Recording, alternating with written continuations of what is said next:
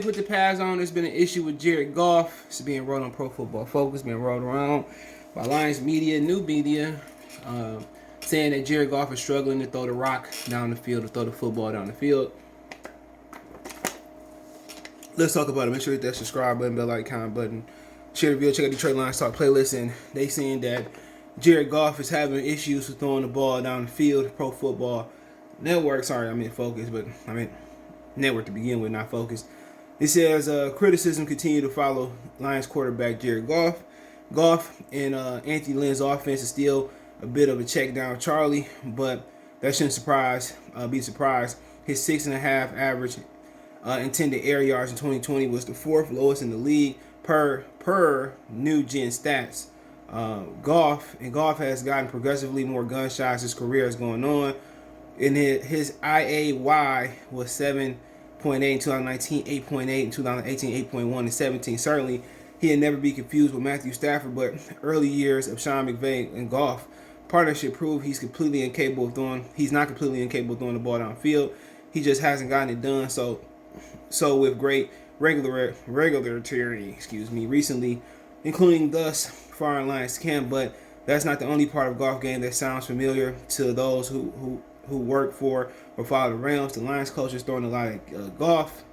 It says, we hear that the Lions coach are putting a lot on his plate, changing things up regularly, and now everything is not everything has gone smoothly when they do. The echoes of criticism of Goff deeply reported an ESPN report from March that called into question Goff's mental toughness, particularly after he fell out of favor with McVay, who called out his franchise quarterback internally and publicly late 2020. Goff is the ultimate on-schedule quarterback. Improvisation is not his strength.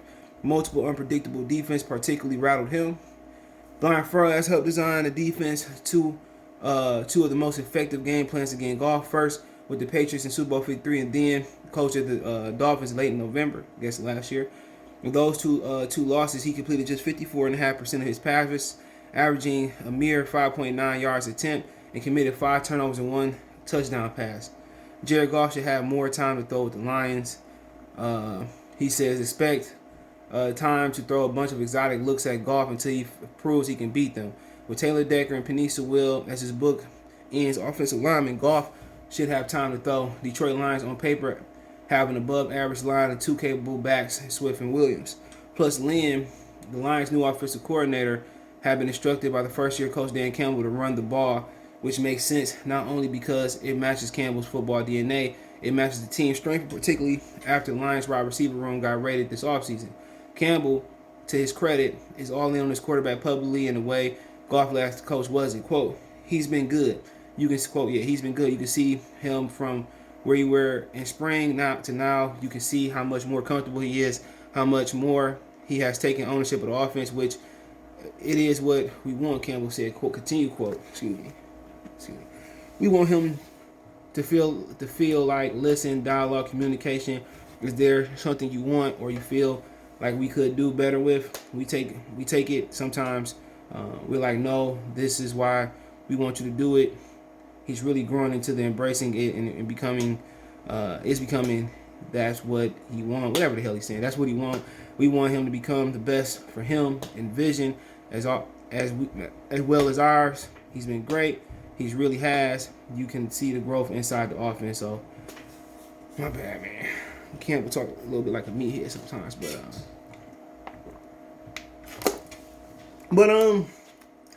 he can't throw the ball down the field. Like I said, people, talking about give Goff a chance, getting Goff a chance. You got those people who are always optimistic, and that's cool to always be optimistic. You can't knock those guys for being optimistic, but my thing is this.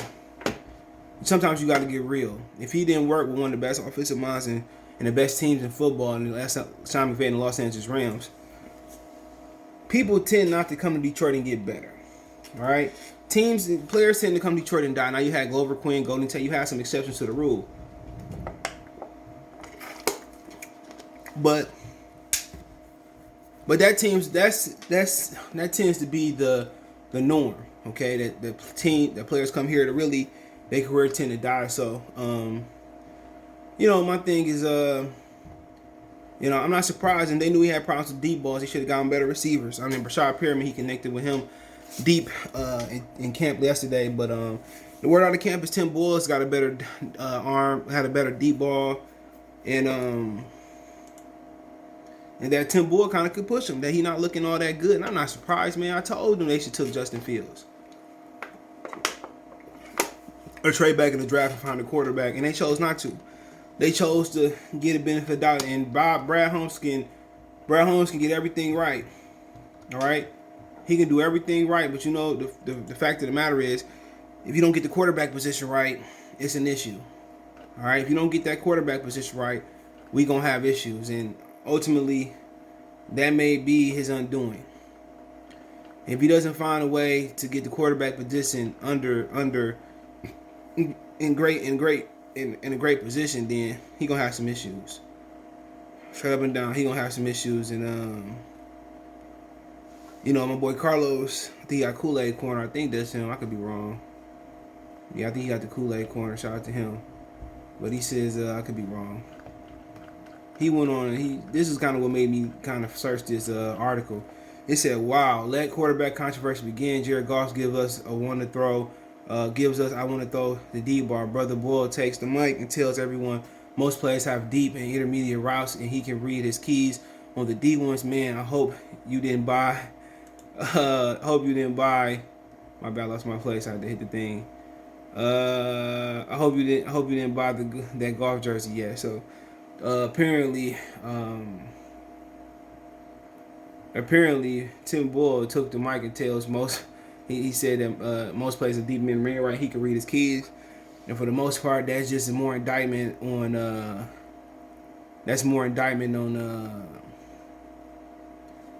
On Jared Goff again. Okay, more indictment on brother Goff again. That Goff can't read defenses. That's what happened in the Super Bowl, and people started to figure it out that he can't read them, and now we are where we are now. Okay, that he can't read defenses, and that we back to ground zero, and Tim Boyd is throwing a better deep ball to him. Am I surprised? Absolutely not. I'm not surprised. Absolutely not. Because we haven't really gave him premier targets. So I mean, I didn't expect much from Goff. My hope was that they had a better offensive line, and that, you know, Goff would have a different offense than the very repetitive, most people think repetitive, run, pass, run, pass, Sean McVay offense. But,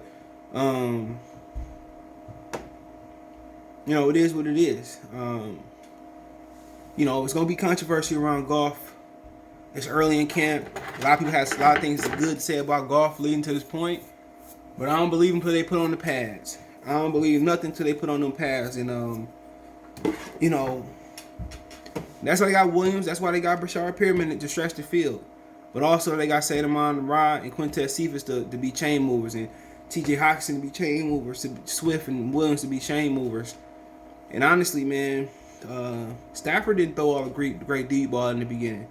Remember, Stafford used to throw a rocket all the way down the field all the time, and they had to teach him how to put a little bit of air on the ball. So, but that's different. Stafford was a rookie, in a third-year player who didn't play a lot in his first 2 years. Jared Goff would be 27 with October, whatever it is, and he's still having issues throwing the deep ball. So that's cause for concern. He's always going to see me back when I'm right. I'm going to go ahead and say they should have drafted a quarterback. They wasted a year. They wasted compensation.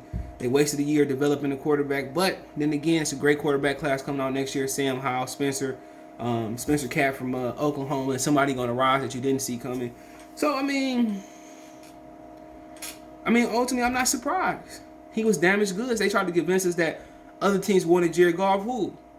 Let's just run through the teams that said they wanted Jared Goff. Anybody in the North between the Lions wanted Jared Goff? No. The Packers had Rodgers and Love. Minnesota had Kirk Cousins, and they had ended up getting Kellen Mond. Chicago, they had Andy Dalton and Justin Fields. You go down to the NFC South. The Falcons, no. Tampa Bay, no. Carolina, no. New Orleans, no. You know, you go to the East. Dak, Redskins, maybe. They didn't go after Goff. The Redskins, the Giants, the Eagles. Go to the West. Rams, Cardinals, 49ers, Seahawks didn't want a quarterback. Go to the AFC North. Pittsburgh, they chose to get Dwayne Haskins, went to Ben Roethlisberger. Baker Mayfield, Browns. Cincinnati had Burrows. Ravens had Lamar. You go to the South. Titans, no. Colts, Jacksonville. Who else in there? Titans, Colts, and Texans. They chose not to go with Goff. They still got Deshaun Watson, which they said he wasn't at camp. He got injured or maybe got into some trouble with what's going on. Then you go to the East. You got the Patriots. They went with Mac Jones and Cam. You got Dolphins. They went with Tua. Moved Fitzpatrick. You got the Bills. They got Josh Allen. You got the Jets. They chose Zach Wilson. You go down to the West. Broncos traded for Teddy Bridgewater. They got Drew Sharp. Patrick Mahomes. Derek Carr. Chargers got Justin Herbert. So, who truly wanted Jared Goff? I mean, I don't think anybody wanted Jared Goff. So they could play us like fools. But I think they gave them extra pick or extra third, or I think they gave them a third. That third, or they gave him an extra one to take Jared Goff. I really believe that. I think they paid them. I think they gave him extra compensation to take Jared Goff.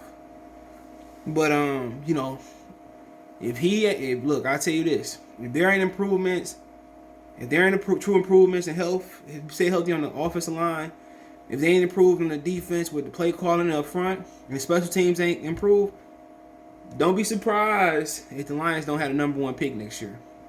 Don't be surprised because Matthew Stafford, I talk shit about Stafford, but Matthew Stafford covered up a lot of deficiencies for this team. If Jared Goff is a monumental downgrade from Matthew Stafford, this team probably won't win too many football games, especially if the other places don't upgrade. But hey, let me know what you guys think. Don't forget we're on Twitter, Facebook, Instagram. You can reach out if you have a video request, advertise on the channel, chop it up, hit me up. Want to make a financial donation? Cash App CJGood313, Venmo CJGood313. PayPal link in the description. Best way to donate. Thumbs up, share the video, check Detroit Lions Talk playlist. Reach out anytime. Twitter, Facebook, Instagram, all in the description. Appreciate the love, support. Let me know what you think in the comment section one time for the one time. Peace.